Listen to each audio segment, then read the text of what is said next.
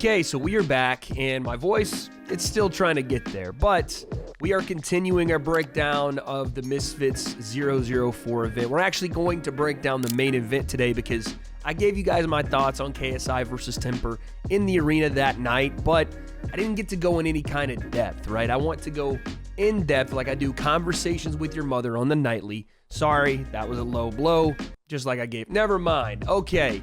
Anyway, I think there's a lot we can learn from this KSI and Temperr fight, and the question that everyone's still asking is, where is KSI at? Is he ready for Jake? Is he on a different level? Has he evolved his skill set? Or was it just the right opponent, the right time, and the right style? Is he still waiting for a challenge? Well, this fight gave us some of those answers, and I'm going to show you exactly how by breaking down KSI's vicious, absolutely brutal, darting in Michael Venom Page style Matrix Neo level knockout versus FaZe Temperr, and why it may mean more than you think. Breakdown.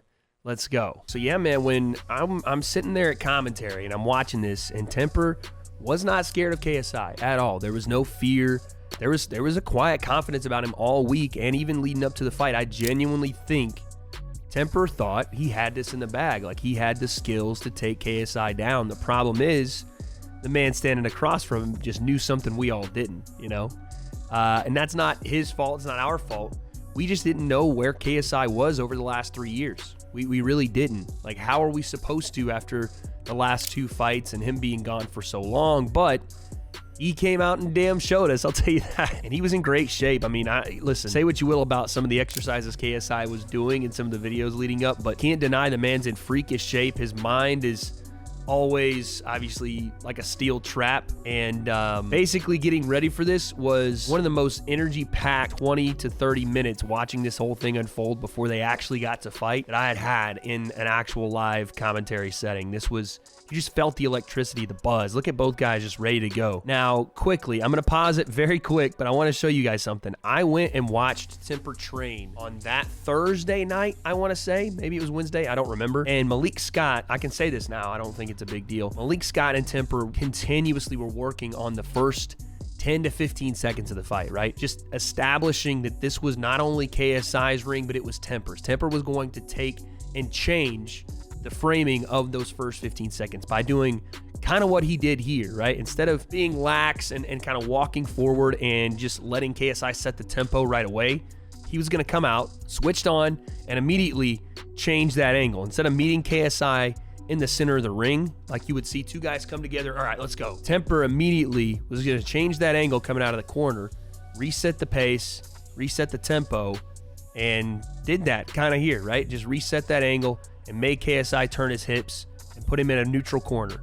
Not a bad idea. Now, what you do with that moving forward is kind of the reason you do it. So for Temperr here, this needs to be immediately establish your jab, get on that lead foot, and show KSI you're not going to be pushed around the ring. Unfortunately, KSI goes straight to the jab, and Temperr starts, playing those games kind of moving backward a bit.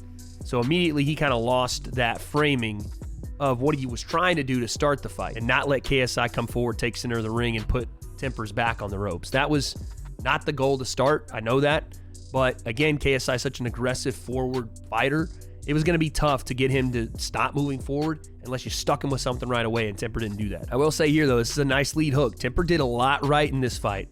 Nice check hook, and KSI walks into it. So again, more of this stuff would have been great for Temperr, but he was having a hard time sitting down on any of it, right? Because he did want to feel out and see what KSI was going to do, but we all kind of knew that KSI was going to run forward, really start to work the body and come upstairs. There were some things that KSI did different that I don't think a lot of us knew, but Temperr throwing this check hook is just, hey, let me keep my space.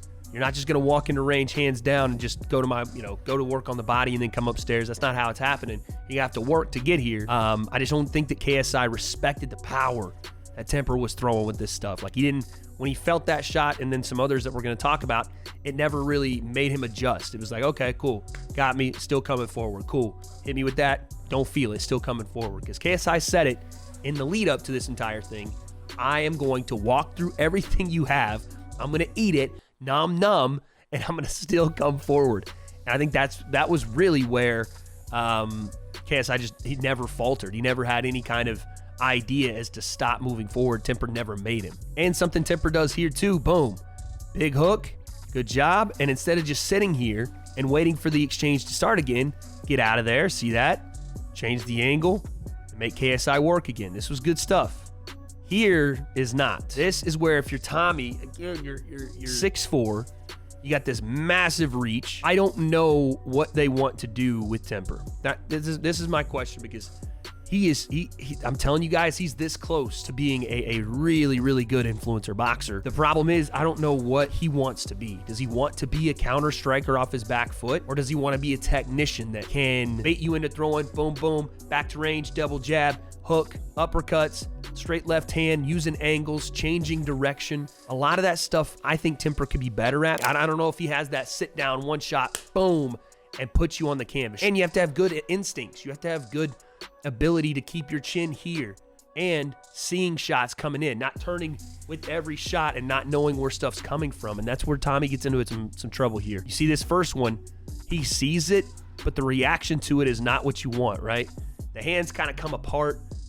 The head's kind of going into the shot. KSI just happens to miss him here, but he's already getting close. We're 15, 18 seconds into the fight, and KSI's already gotten close with a couple of big shots. And then he goes to the body. Tommy's going straight backward again, and he takes another one. High guard is good, right? That's where you want your hands to be. But he takes this one here, and then the guard comes down, the hands come down, the chin comes up. We saw this in the Slim fight. Tommy, again, wanting to trade in those exchanges, thinking, I'm going to get one in too really quick, but not doing so in a technical way. The feet get crossed up here. And again, KSI just doesn't get to his head because Temperr blocks a bit there with his shoulder, but you can see the shot is coming. Temperr's head is there to be hit because he pops straight up out of that. It's just something he's going to have to work on, right? And it's really going to have to be drilled. I think if you give him some time, I know Tommy's dedicated. I know he wants this, and I know he can absolutely fix some of these holes. The problem is, and this is something we'll keep talking about here, everyone has holes in their boxing game. KSI has some we're going to talk about here in a second. Even, Jake, like everybody in this game, even some of the greats from the influencer space and into the pro scene, everyone has them. It's just, can you cover them? And the holes in your game, how detrimental are they? Like KSI can cover his holes with his cardio, the fact that he does keep his chin down sometimes, and he does have a decent chin. Tommy can't cover him in the same way because once you enter range and Tommy's head goes up, it's a bad flaw that if he doesn't fix, he's going to get caught every time. This was good work right here, clinching up with KSI. Something Tommy needed to do was clinch a lot. Nice little jab there from Tommy. Now, this is the first time we see KSI start bouncing. Right here's the first time. And this is the first time Tommy sees it as well. Now, Tommy has a better reaction here to it than he will eventually. But this is KSI basically taking a bladed stance. You guys have heard it. The comparisons now to Michael Venom Page, to Stephen Wonderboy Thompson. Sensei and I have talked about this as well. This is a point karate offensive stance, right? You're going to blade your shoulders, you're going to stand sideways, hide that backhand, start bouncing to get your timing down, and just being able to spring and load shots off your back foot in a way that you can't necessarily do with flat feet in a boxing stance without showing any kind of tell. With this bladed stance and bouncing like he is, even with his hands low like that, the punches are harder to see. You're not seeing his hands in any kind of certain boxing position. And once he lands, if he wants to right here, KSI can land, spring off that back foot, off the land, and go. And it just builds more momentum for him to land a big-time shot with almost no tell behind it. It's a risky play because if you start to get into patterns of seeing it, and this is why KSI doesn't do it over and over and over, only in sparing kind of exchanges here and there. But if he does do it a ton and you start to see that pattern, it's risky, and you can get caught coming in, and that momentum meeting momentum is going to get you dropped. But in sparing little things here, it's a great switch up, and Temperr had never seen it before. Bouncing in, showing him that lead hand. Temperr's trying to see it coming. Now, you see it right there. KSI throws the right hand. This is what I was talking about. As he lands, boom. Look at that explosion forward off the back foot. It's all one motion. Land into it, boom, explosion off the back. Lead backhand. He just was inaccurate with it, and Temperr is able to avoid it and throw a nice little right hook. So this is the danger for KSI. And Temperr, again, has a decent reaction to this first one. He wants to counter off. Boom, little short right hook, and KSI lands squared up. So again, you want to talk about the holes in everyone's form and everyone's style. This is KSI's new style, right? This is his technique growing, and fair play, he is evolving, but He's still a novice at it. And even the guys that are experts like Michael Venom Page get caught. And again, it's a decent clinch here from Temperr to just try to slow him down. That's a good reaction to that new style. And again, KSI will only show it sparingly, so he goes right back to the boxing here. The problem for Temperr is, though, KSI is continuing to get closer, right? And Temperr doesn't notice it, but the reaction here, and KSI just not being accurate enough with that shot, he's getting closer, and again, he's willing to take that hit. So regardless of what Temperr shows him there, KSI is not afraid of going back into range.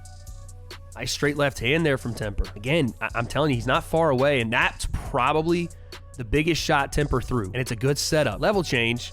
Instead of throwing the jab here, he steps inside of this. KSI thinks it's jab coming. Instead, over the top comes the hook. KSI, good recognition, not getting hit with it. But the second one, Temperr's just inaccurate with. But man, if he's accurate, boom, could have been a big shot. But he really put some stuff behind that one. Just wasn't quite there. KSI gets eyes on it at the last second. But again, I'll say this. Look at the way Tommy's body just up, up, up, up, up. And now we're straight up in the air. KSI goes to the body with this right hand. But if it comes over the top right here on the chin, that one could have closed the show, because again, Tommy overthrows it and lands flat-footed. Does try to pivot the angle off, but he's walking right into a right hand. It's just the holes in your game, the things that you're not quite technically sharp at yet, they'll put you in the worst position possible. And if you're not ready to defend yourself in that position, that is when things get bad. Like KSI can find ways to cover that hole by defending himself, getting in close to you, pulling his chin down, or just striking off of it. Whereas Tommy just floats into range, or when guys get into his range, he kind of floats backward and the chin just happens to keep rising up, and the body language is all up here, flat-footed, and that's not what you want to see. KSI coming forward again, Tommy moving straight back. But again, it's a good clinch. Again, when I was in the session with Tommy and watching him and Malik work, they worked on that a lot too. And I will say, Tommy has done well so far. But again, you see him trying to get inside here and lead this dance. KSI seeing that. It's a nice little short left hand again from Tommy, but he gets caught kind of standing straight up.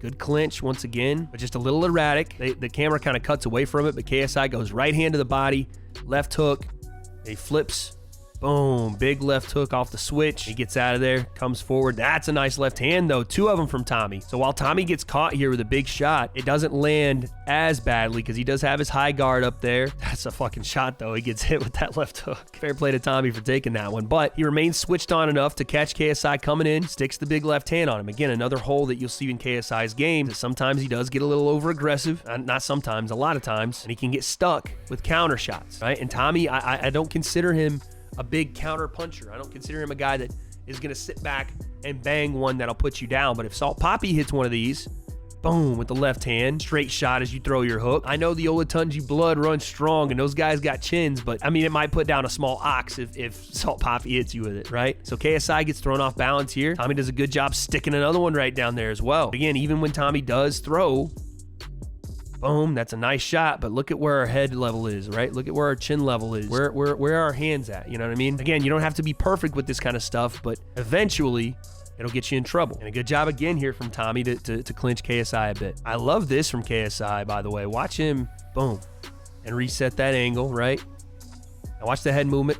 That's not bad. Gets under the hook. It's inside. I would have loved to seen KSI just put that shoulder to Tommy right here. Boom. Make him feel that momentum that you're coming forward with. Instead of just rising into that clinch, boom, shoulder into the stomach. Drive him into the ropes, right? Be like, oh man, that was kind of a punch in its own right. Just a little veteran trick. Drive that shoulder in, kind of wrap him up, push him into the ropes, then spin him and work the body. Little straight left hand again from Tommy. Should have been a little more active on the jab, I think, too, from Tommy, right? Like just this right here. Just that, and this little jab keeps him at bay from KSI even trying to counter over the top. Just more of that. Just boom, step back. Boom, boom. Just little stuff, right? Not over boom, and then trying to come forwards, you know, fumbling forward with the feet, but just sticking on that jab, giving KSI fits on his timing, right? Because all of KSI's attacks work off him being able to split or walk through stuff or just get momentum, start building forward into whether it's his double jab and then coming forward, shots the body upstairs, or the bounces, and being able to be in rhythm and come forward off something big. That jab can alleviate or eliminate some of that entirely. See KSI once again going to the bounce. Again, this is good though from Tommy. This is how you stop that, right? You can't just sit and watch. You go first. And Tommy does. The jab, look, it interrupts everything, right? Interrupts everything. All that bouncing in place. Boom, boom. He's trying to go. I think he might have started to build that right hand off that one, but Tommy intercepts, goes first, and throws off the rhythm, makes him reset. This is what you can't have, where you're just sitting, waiting on KSI to do something. You're sitting. That can't be it, because what happens next is exactly why. Waiting. KSI throws out the lead. Tommy has no reaction to it, right? Lead hand comes out. Tommy doesn't do a damn thing about it. There should have been some kind of action here, whether it was pivot out or mirror it and throw your lead as well. Maybe even feint out a jab, something, because the more you stand here, the more KSI is getting more reads and inching his way closer. Look at that little bounce forward here. Now I'm closer. Tommy hasn't recognized it yet. KSI still bouncing. Now we're moving into place. You see Tommy eats the first one, and boom, it's a big time shot. And Sensei said something to me about the way Tommy takes this first shot, right? Tommy's seen this bounce a couple of times now and should know by this point KSI is going to blitz him, right? That's 100% the karate offensive blitz. But this right hand comes through and he takes it, and his head turns and not only gets his eyes away from what's happening next, but allows himself to turn this way, but his lower body doesn't move. That means he's just walking straight backwards, squared up. His face doesn't see the next shot. So what he tries to do is re-square, and boom, eats a major left hook because of it. And it's all off of being stagnant in this first position. KSI is bouncing. He's bouncing. We got to have some action. He's bouncing. He's going to move. And this is the only thing Temperr sees. What he thinks is going to be a jab. Watch this lead hand. Lead hand goes. It's not anything special, but Temperr reads jab. And because of that, the lead hand comes out. Not responsible with our defense. Yow, big time shot. And there's the big hook over the top. That hook couldn't have been more accurate. I said it on Twitter. Beautiful. On the button. Temperr takes that one and hits the canvas, man. Just a big time shot. Boom, boom. And that was all she wrote, man. Ladies and gentlemen, that is a lesson in defensive responsibility, understanding patterns, and knowing the dangers of being flat-footed, standing still, and allowing things to happen versus continually being switched on, chin down into our guard, and making things happen to either change angle in the fight, change outcome of exchange, or interrupt timing, clinch, pivot, jab, something to make sure KSI and anybody standing in front of you isn't comfortable relying and operating off rhythm and timing without any sort of resistance at all. I think that's what KSI was operating on most of this fight with, was little resistance, little ability to be pushed out of a place he wanted to get to, where Tommy did land some big shots and did nullify things temporarily. KSI was still getting closer and closer with each exchange, and it was because he didn't fear that Tommy was going to sit down on something and hurt him. There was no way that in KSI's mind Tommy could put him out or hit him with something that changed the game plan in any way. And that proved to be the case, because while Tommy did land a big left hand here and there and a nice check hook, none of it was hurting KSI. So that showed him, okay, I can do whatever I want with this guy. I'm going to continue to implement the switch in styles, the game plan to box with him, throw my jab, work the body, come forward, and then we'll get into my bounce. And my new bounce is my great new technique that Tommy just quite frankly wasn't ready for and didn't know how to defend against. And yes, we still do see him taking some of the same risks, his hands down, blitzing in, sometimes getting caught with shots, even though, again, these weren't enough to hurt him. And even though these weren't enough to hurt KSI, a guy like Salt Poppy, a guy like Jake, a guy like Joe Fournier will be able to, so there's still holes that he has to fix, no doubt about it. But with the improvement in technique, with the new added little variables, and again, it doesn't have to look like Lomachenko or doesn't have to look like Canelo for KSI to get fights done and get wins and get better. So until he's made to pay for it, he's not going to care too much about how his technique looks or how much of a boxer he looks like. As long as he's getting wins and doing so in spectacular fashion, it isn't going to matter until someone makes it matter, until someone makes him pay for that. And no one's been able to. Temperr wasn't. So what was it more of a case of? Temperr not being as good as KSI's level, or KSI raising his level to be better than he was not only in his last fight, but better than maybe most YouTubers in this scene? I think it's a little bit of both, right? A perfect stylistic matchup for KSI, a guy in Temperr that when you do enter range with him, it's a problem. He's not able to defend himself. His chin naturally goes straight up into the next stratosphere, and you can pour shots all night on it like a bartender on Friday afternoon, and everyone just got off work. But all in all, yes, there are answers here. KSI is getting better, but in my opinion, there's still more questions, like what happens when he fights a proper counterpuncher that does sit down on a shot or that sees shots coming and doesn't pop the chin straight up in the air when he enters range. And maybe when some of those shots that Temperr lands are landed with a more powerful and accurate left hand, like a guy, again, I keep mentioning, like Salt Poppy, or the guy that JJ keeps saying is his end goal here, Jake Paul. And that's the real question we all want to ask, right? Is JJ ready for a guy like Jake yet? And the answer is, I don't know. But this knockout speaks for itself, and KSI's talent is evolving. He's getting better, and he's also getting better fast. So you guys let me know down below, what'd you think of this knockout? Yes, it was Temperr on 12 days. It wasn't a full camp for an opponent that also had the full camp to get ready for JJ. I get it, but both guys were at a disadvantage. Both guys took it on short notice. We're just going to have to find out with JJ's next opponent, whoever it is, what the next level looks like, and is anyone going to give this man a challenge? I think there are a couple names out there. Let's see if they get it done. But is KSI on Jake's level? Is he ready to fight Jake yet?